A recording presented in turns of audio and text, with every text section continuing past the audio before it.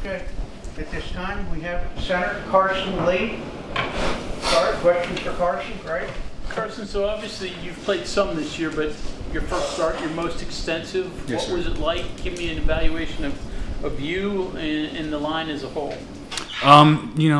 To give a evaluation about the entire line, I need to go back and watch the film. But it felt great to be out there. I've started quite a few games in my career, so it felt pretty natural. But I'd say for me, I just got to keep getting better. There were some things in both the run and the pass that I know I can improve on, and if I do that and get better every single day along with everybody else, I think we're going to be where we want to be by the end of the year. Did it feel different for you from some of your other starts, or when you get out there, is football?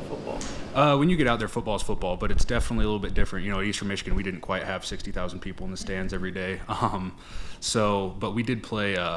We played Washington last year, and they had a big crowd and played against them and stuff. So I've played in some big games, but yeah, this was a really cool environment, and just blessed to be able to be here and be a Mountaineer. When did you know that your game was on? I didn't know officially really until today, but I think, just after watching what happened with Landon last week, I think we had an idea, but you always hope for the best, especially for a guy like that who's one of our leaders. But I just took the same approach as I do every single week. Just got to prepare like you're going to start, like you're going to get in there, because, I think I've played in every game except for the Ohio one, so you never know when your number's going to be called, but you got to be able to be ready and play your best when those opportunities are given to you. Offensively, how do you guys get off to a better start? Again, I think it's just putting our head down and going 1-0 every single day, whether that's, getting some extra film in, getting some extra. I can't speak for everybody else. I know for myself, I need to continue to do the things that have gotten me to this point and, just do them even more diligently, whether that's in the weight room, in the film room, or whatever it may be. But, I know we've got guys in this room, you guys can see in the fourth quarter, we never quit. And so, I think if we just continue to keep improving, like I said, we're going to get better throughout the year. And, it's just what I'm hoping for. It looks like you've been first off the bench, both center and guard.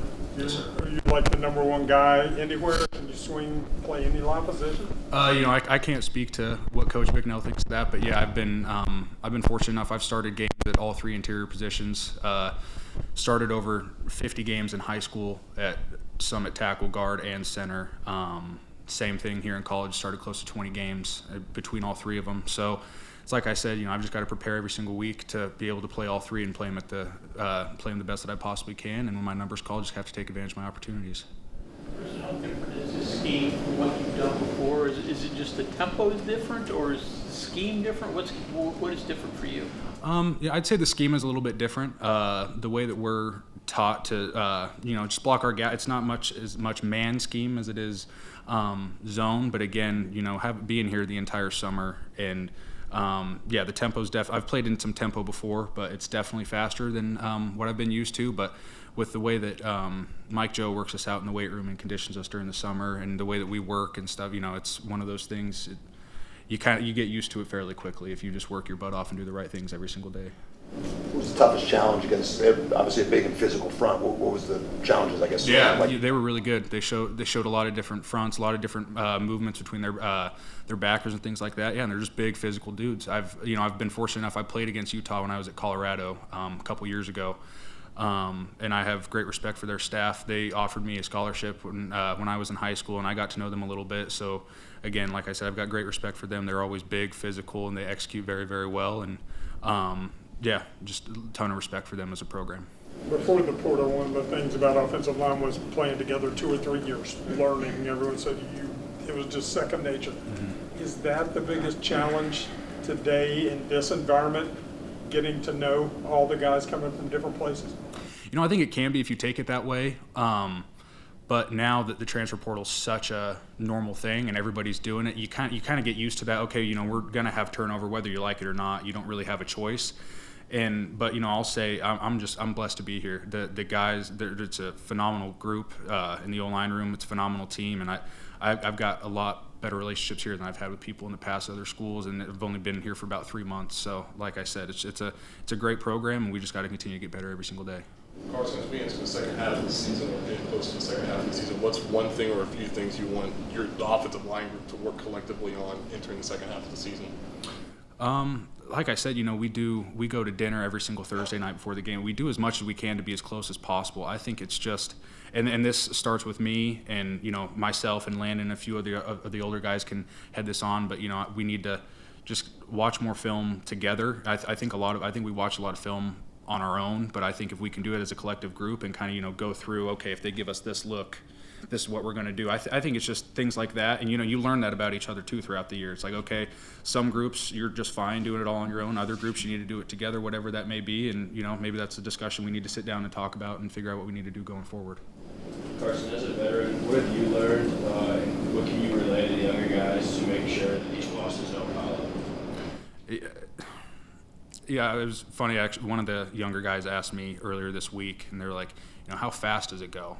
And I think the biggest thing you can do is you can't dwell on it because this game goes so fast. You look back, it seems like, shoot, 2 weeks ago I was a freshman in college, and I'm in my 6th year, halfway through the season, and this thing's almost done with. And so, I think if you just continue to have the right attitude, and know, it's like I said, we fight till the very end every single game. And so if you can just continue to have that attitude and know that you have to go 1-0 every single day and get better, things are going to fall into place, whether that's this year, next year, whenever that may be. But I know I've got a lot of trust in these guys and in this program and Coach Rod to get things going the right way.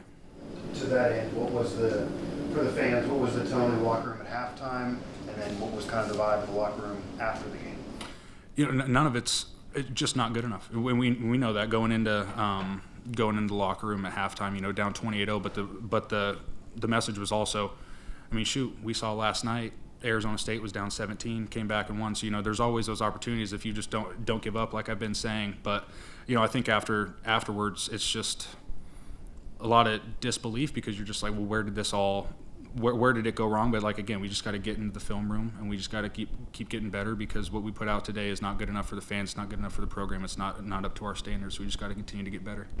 Carson, you mentioned the relationship with the offensive lineman, but in regards to the quarterbacks, whenever there are so many quarterbacks involved in this offense, how much of an emphasis for you is that relationship towards the quarterbacks in that room? It's huge. Luckily, you guys know I grew up and I've known Nico for quite a while, so I've known him. But the other guys, Coach Rhett and Coach Pat White, they do a really good job of, during pre-practice, they rotate all the quarterbacks with the center, so we kind of get to know each other and know the cadence and things like that. And the thing that I try to harp on with the quarterbacks, especially younger guys, like when Khalil came in today, is just, hey, be loud and communicate, because we've got you up here as long as we know what we're supposed to do, we'll get it all figured out. And so I think that's just the biggest thing, is just to continue to communicate and be as loud as you possibly can and just have confidence, because if you come into the huddle and you've got confidence in the play that you're calling, then we're going to have confidence in you as well. Okay, thank you very much. Thank you, guys.